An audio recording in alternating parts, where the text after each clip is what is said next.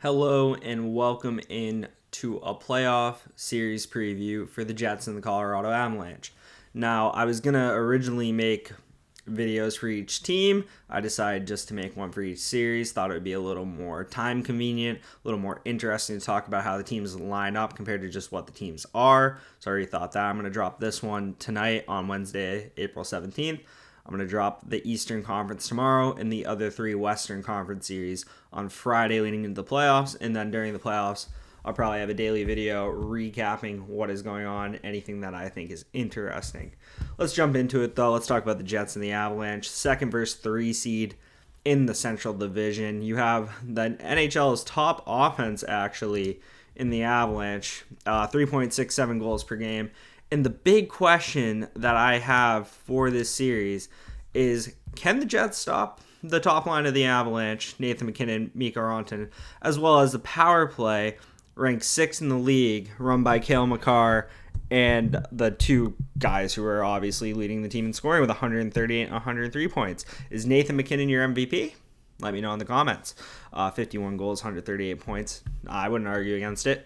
Regardless, the Jets, on the other hand, they have an advantage in one way where you kind of have this team that can score in abundance versus kind of a middle-of-the-pack offensive team.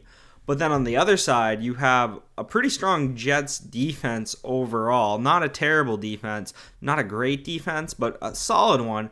And just like the differential in goaltending here, which is kind of where you start to think like, playoff hockey, tight games, good goaltending.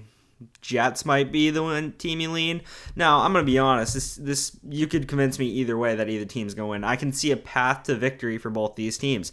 Should be a good series. I think if you say it's going to be less than 6 games, you might just be a little too confident in your opinion.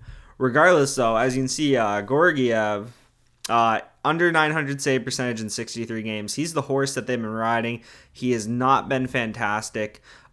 Makes you wonder if they had a better option. Maybe if Pavel Francouz could have played this year. Maybe if someone like Darcy Kemper was around, just like a little above that, like someone who's like 905, 910. Maybe they have home ice. Maybe they can win the division with how good their offense is. That being said, though, where you really start to kind of see the difference in like how these teams are built is when you look at the lines themselves. You look at that top line of the Avalanche and you're just like, that is a lot to deal with. You look at the Jets, though, and you see they have guys on every line that can score who kind of give you a little bit of trouble, whereas I think the Avalanche's depth might not be as good. You got Casey Middlestad, who is going to be playing in his first NHL playoff games. What is he going to bring? Pretty young player. I liked him as a prospect. I think he's a decent NHL player. You then got a Trey Lehkonen, who's solid. Valeri Nichushkin, who he's someone I'm going to bring up right now, actually. This video is not really too structured. It's more all over the place with all the thoughts going into my head about this series. Nichushkin's a player I highlighted and made my own slide for. 51 points in 53 games. One thing I will say, this guy is the leading power play goal scorer on the Avalanche, which bet you didn't know that unless you're looking at the stats. 15 of his 26 goals come on the power play. The Avalanche actually had the 6th ranked power play in the NHL, operating around a 24.5% clip. I believe they're a little under that in the last month or so. I'd look to see if there's any deviation, separation in the last month or two from their total season. Not that much. They kind of just are that top 10 power play. They're the 12th penalty kill as well, but a lot of these guys on the Avalanche are putting up points because of the power play, whereas Nichushkin, you look at 51 points, 23 games, 26 goals, it's a good season and all that. It just makes me wonder if the whistles go away and he's not getting that power play time with MacKinnon and Rantanen, and Makar, is he going to be, as productive? You look at the playoff history of him, you can see his days with the Stars, all his games with the Avalanche. You can see he popped off in 21-22, and it was a big reason why, at the end of the day, Colorado won the Cup, was they got depth scoring from guys like him. 15 points in 20 games. I looked, only one of those 9 goals that he had in 21-22 was in the playoffs. So it makes you wonder, can Nichushkin do that again? Last year, obviously, a weird situation with him. We won't go into that, but it's one of those things where he is an X factor in the series. We'll look at the scoring for both teams. We'll look at the Avalanche first. As you can see, the usual suspects up there. You got Rantanen, McKinnon, Makar up top. Then you have a big drop to your next tier of players. Middlestat, Drouin, Nichushkin, Devon Toews. Devon Toews would be a very much higher point getter in a different team where he's a power play guy, but very good defense. Him and Cale Makar are a great pair together. And then you drop to Ross Colton, Lehkonen, Walker, O'Connor. And it's not that deep of a team scoring-wise, where you go to the Jets and you have quite a few guys over 50, five different forwards over 50. How many do the Avalanche have? They have 5 as well. So maybe I'm a little too critical. I know Druin's probably only really up there because of McKinnon and Rantanen. The Jets then drop to Nemeskov, Perfetti. You got Gabe Vilardi, 35 and 46. He's an interesting player. Another player who I put on a slide with another player, which I'll go over in a sec, because I think when you really come down to the Jets, you kind of want to look at these two players in terms of a player who could pop off, like kind of like a Nichushkin, where can this guy be close to a point per game player in the playoffs? I'm a big fan of Gabe Vilardi's. I like his game. 24 years old. It's going to be interesting to see if he can step up for this Jets team, take that next step into being a playoff performer. And then you got Josh Morrissey, who is a pretty underrated player, probably for the pure fact that he plays in Winnipeg. That being said, though, I don't have his stats up. I don't know if I wrote them down either. But, yeah, he had 1 point in 3 playoff games last year, Morrissey did. 10 points in 37 playoff games total. The last 2 years, though, you would have to admit Morrissey has taken a step forward into being a better scorer in the last 2-3 years. So it's kind of one of those things where last year, and I'm going to make a comparison here, Brandon Montour carried the Florida offense in some parts of the game. And he scored a lot of timely goals, made a lot of timely plays, and was an X factor for the Panthers on their playoff run. I'm a Bruins fan. He definitely made a difference and is probably the reason that the Bruins lost in 7. You take Brandon Montour and put him with a replacement level player, the Bruins probably win that series and who knows what they do.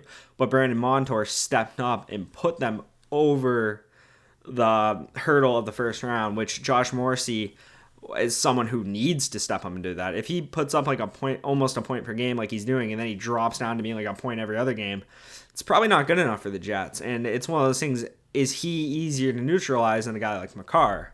Let's go into talking about D pairs real quick here. So there's 16 pairs in the league who put up over 900 minutes combined. 3 of them are in this series, which I found very fascinating. And right now they're sorted by this third column here, X goals percentage for. That's expected goals percentage for compared to against. So the higher number, the more often the chances are going for your team than against them. Now there's multiple things that can factor in that, like starting position on the ice, situational play, score effects. But regardless, generally, if you're playing over 900 minutes with a guy and you're doing above 50-ish%, you're doing pretty decent, to say the least. That means your team's scoring more often than not, or at least should be. As you can see, Toews and Makar, 4th best in this category. If you go to expected goals against, they are the 2nd lowest, I believe, at 38.3. 2.62 goals against per 60 minutes. And then you go and you see Morrissey and DeMeo, a lot of minutes played. They're probably the second top. They're around 52.5, solid pair. You got Dylan and Pionk down there. Neil Pionk used to be a fantasy superstar, actually, when he played on the Rangers for a minute.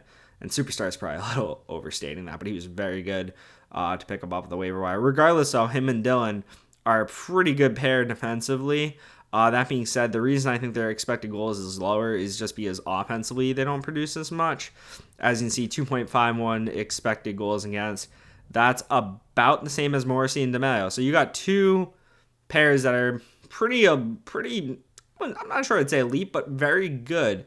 And you're going to need that with how they deploy McKinnon and Rantanen on the road. You're going to have to hope that as often as you can, that you can avoid them being up against your bottom pair.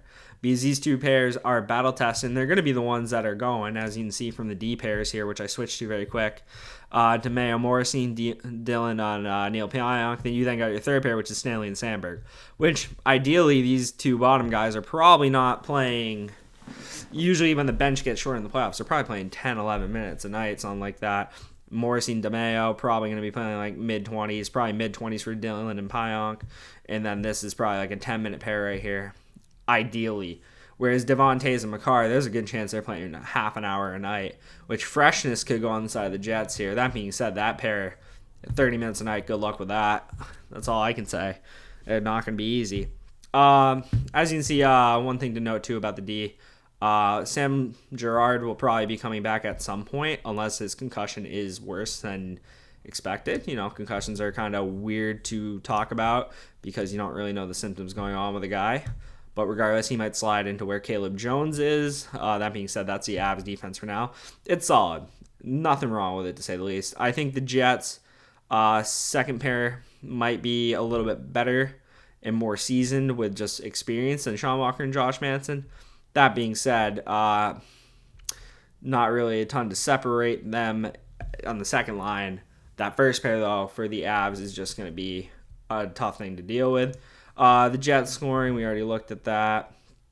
We already talked about goalies, where it's a significant advantage for the Jets, in my opinion, one that could come in. This isn't kind of like the biggest question mark for the Avs outside of goaltending, is can these guys carry it? I'm not really sure they're good enough for a cup run. As for beating the Jets, it's capable enough. I just don't know if consistently you can rely on these 9 players to do the job for you. And we talked about Morrissey and Velarde. We talked about that. So last thing I'm going to go over before I give you my prediction is just a quick little interesting shooting chart here. I got this off of, what's the site called? Let me find it so I can reference it for you. Money Puck, that's what it is. Good site to look at for stats, guys. I recommend using it. And it's basically just showing you goals versus expected goals. If you're in this top area where like Kyle and Connor and McKinnon are, you are getting a lot of opportunities that should be goals, and you are getting the goals, which is why if you have a lot of expected goals and you're not getting them, you're unlucky. So like Casey Middlestat is probably the most unlucky player. But I just wanted to show you, like, the Jets have a few more guys up here who can shoot the puck. In tight games, you know, you want guys who can convert here. As you can see, like, Makar is a guy who's actually in the bad area for this, but he's a defenseman, so are you really going to judge him that much? No. But it's just kind of interesting to see that the Jets have a few more guys who are kind of shooting the puck a bit better, to say the least. I also realize now that the scaling of these charts is off, so maybe I'm a little off myself.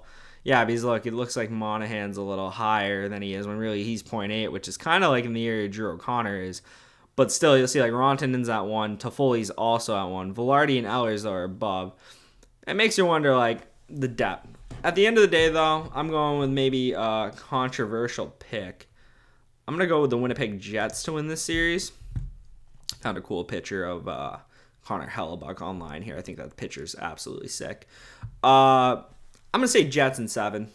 I think they can figure out a way to survive. I'm not going to say stop. They're going to survive McKinnon and Rantanen's line.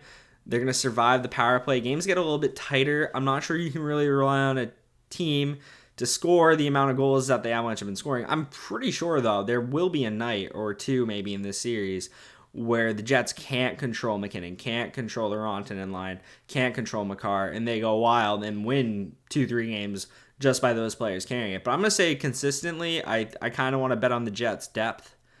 I kind of want to bet on Connor Hellebuck is kind of a big thing too. I mean, you can make an argument purely just Connor Hellebuck is the reason that the Jets will win the series. That being said, McKinnon, Makar, Rantanen, and I could go on for 20 minutes just, going back and forth about this. But I'm going to sit on the Jets. Hope you enjoyed this video, the analysis, the thoughts. I'm not really here to kind of be like, oh, the Jets are winning this series, the Avalanche are frauds. Like, no, I'm just providing you guys stats, kind of just going over some thoughts in my head.